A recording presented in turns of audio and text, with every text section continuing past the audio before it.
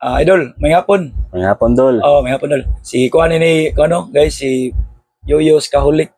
Keyboard bagging ipahimo, brown, white, yan ay resta kay ora gyud mon genre dol is reggae. Reggae. Reggae no? Reggae. O reggae, naano sila sa reggae no.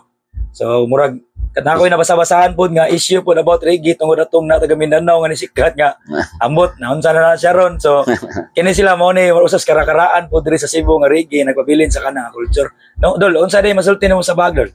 Ang masulti Dol kay expect nga kuan ang akong idea is karon yung adlaw na ako makuha nya katong time kay di mo busy ko dali aran ako maiko ko ako na dyan ko anon ko niya first time ako ning kuan kaning nga bagay daghan kay ko gipay-comment kay ako mga amigo sige magpay-comment pabuhat sa bag mo so karon na di ka na nagpahimo. Nagpahimo ako na jud sunod kay akong sudlanan sa saxophone.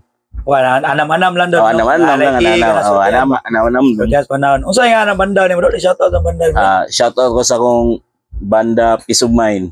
Peace of Mind. Sa Peace of Mind din siya guys no mo. Mo ni mga culture gud nga reggae diri sa Cebu usap po ni sila, no?